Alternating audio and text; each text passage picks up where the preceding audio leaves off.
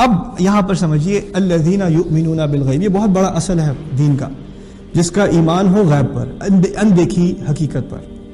ہماری دو آنکھیں کھلی ہیں، اس کا مقصد کہنے کا یہ ہے کہ ایک نظر ہماری اس دنیا کی حقیقت پر اور ایک اندیکھی حقیقت پر، اور یہ دونوں حقیقتیں ساتھ ساتھ ہیں ہمارے لیے۔ کسی کا ایمان نہ ہونا تو اس کو اس میں سے صرف ایک حقیقت نظر آتی ہے، مسلمان کو ہمیشہ دو حقیقتیں نظر آتی ہیں۔ جیسے میرے اندر، آپ کے اندر، میں آپ کو دیکھ رہا ہوں، میرے سامنے ایک جسم ہے، ایک انسان ہے، لیکن اس انسان کے اندر ایک روح بھی ہے۔ اب انسان دونوں کا بنا ہوا ہے نا، صرف جسم نہیں ہوں میں، نہ صرف روح ہوں، دونوں اکٹھے ہوں، یعنی میری اپنی حقیقت میں بھی ایک دیکھی چیز ہے اور ایک اندیکھی چیز ہے۔ عام لوگوں کا ایمان کس بات پر ہے؟ دیکھی چیز پر۔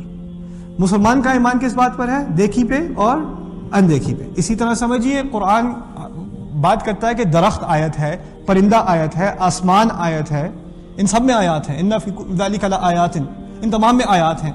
آیات تو ایسی چیز ہوتی ہیں جو اللہ تعالیٰ کی یاد دلائے، آیات ایسی چیز ہوتی ہیں جو آپ کو اللہ تعالیٰ سے قریب لے کے جائے۔ قرآن کی آیات ہیں، یہ آیات ہیں۔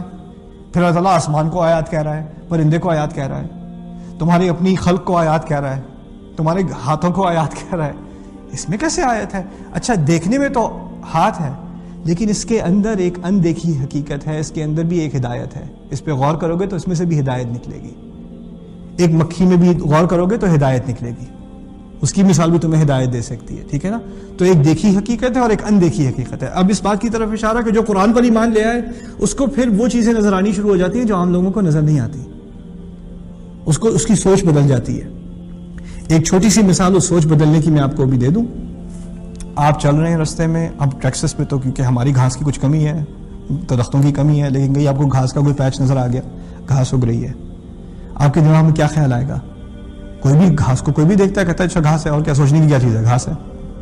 لیکن مسلمان کے یا مومن کے، اہل قرآن کے، جو قرآن کا طالب علم ہو، اس کے دماغ میں کیا بات آئے گی؟ اوہ اچھا، یہ جو زمین ہے جو مردہ تھی، مری ہوئی تھی، اس پہ اللہ تعالیٰ کی طرف سے اوپر سے پانی آیا، اور اس پانی کے آنے کے بعد اس مردہ زمین میں سے زندگی نکل آئی۔ ایسی بات ہے نا؟ اسی طرح اوپر سے حکم آئے گا اور میں بھی ایک دن زمین کے اندر جس طرح بیج تھا اس طرح میں ہوں گا، اور میں بھی اسی طرح نکل آؤں گا۔ یعنی گھاس کو دیکھ کے آپ کو قیامت کا دن یاد آ جاتا ہے۔ یہ قرآن کی تربیت ہے۔ قرآن کی تربیت ایسی ہے کہ آپ کسی مجمع میں بیٹھ کے مسجد کے اندر کوئی درس سن رہے ہوں تو ٹھیک ہے، اللہ کی یاد ہے، لیکن اگر قرآن کی تربیت واقعی ہو گئی تو آپ گاڑی چلا رہے ہیں اور آپ کے سامنے سورج غروب ہو رہا ہے تو پھر وَفَلَا أُقْسِمُ بِالشَّفَقِ وَاللَّيْلِ وَمَا وَسَقَ وَالْقَمَرِ إِذَا اتَّسَقَ۔ آپ گاڑی سپیڈ سے چلا رہے ہیں تو پھر کَلَّا بَلْ تُحِبُّونَ الْعَاجِلَةَ، اب ایسی اوپر آسمان پہ ایسی آپ کی نظر گئی پرندہ اڑ رہا ہے، افلم يروا الى الطير فوقهم صافات ويقبضن ما يمسكهن الا الرحمن۔ اللہ تعالیٰ کی محبت، اس کی رحمت آپ کو یاد آ جائے بس ایک پرندہ کو اڑتے ہوئے دیکھتے ہوئے، انسان کی نظر بدل جاتی ہے۔ انسان کو وہ چیزیں نظر، اب آپ کے ساتھ کوئی اور بھی گاڑی چلا رہا ہے، وہ بھی تیز چلا رہا ہے، لیکن اس کو کچھ یاد نہیں آیا، لیکن آپ کی سوچ بدل گئی۔ یہ ہے غیب پر ایمان۔ لیکن غیب پر ایمان بڑا مشکل کام ہے یار۔ کبھی کبھار تو انسان سوچ میں گم ہو جائے، ہر وقت کیسے سوچ میں لگاؤ، ہر وقت کیسے دو آنکھیں کھلی ہوں؟ دیکھیے عام طور پر ایک آنکھ بند ہو جاتی ہے، جو غیب کی آنکھ ہے وہ بند ہو جاتی ہے، آسانی سے بند ہو جاتی ہے، کیونکہ انسان کی توجہ اس طرف جاتی ہے جس کو وہ دیکھ سکتا ہوں، نیچرل سی چیز ہے۔ تو اللہ تعالیٰ نے تمہاری دونوں آنکھیں کھلی رکھنے کے لیے تمہیں کس چیز کا اہتمام دیا ہے؟ غیب کے بارے میں تمہارا خیال رہے، تم اس کے لیے کانشیس رہو۔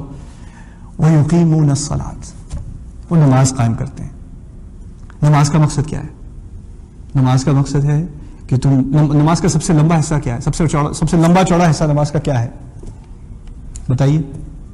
قیام، کھڑے ہونا۔ کھڑے ہوتے تو آپ کیا کرتے ہیں؟ قرآن پڑھتے ہو نا، قرآن ہی تو پڑھتے ہو۔ نماز کا پہلے تو نماز کا اپنا دل فاتحہ ہے، اور اس کے بعد نماز کی اساس کیا ہے؟ قرآن کو پڑھنا، قرآن کو پڑھنا۔ اور پھر کھڑے ہو کر قرآن پڑھنے کے بعد آپ کیا کرتے ہو؟ رکوع میں جاتے ہو، پھر سجدے میں جاتے ہو۔ اب آپ اس کی ایک تصویر سمجھیے اپنے سامنے۔ اگر کوئی انسان کھڑا اللہ تعالیٰ کا کلام پڑھ رہا ہے تو اس پر اس کلام کا اثر ہونا چاہیے۔ اثر یہ ہوتا ہے کہ انسان رکوع میں گر جاتا ہے، انسان اپنے آپ کو جھکا دیتا ہے، یعنی یہ تصویر کھینچی جا رہی ہے کہ قرآن کا تم پر کیا اثر ہونا چاہیے، کیا اثر ہونا چاہیے۔ اور پھر جب کہتے ہو کہ سمیع اللہ لمن حمدہ، اللہ تعالیٰ نے جس نے اس کی تعریف کی اس کی بات سن لی۔ اللہ تعالیٰ نے اگر تمہاری بات سن لی، تمہیں شکر نہیں کرنا چاہیے؟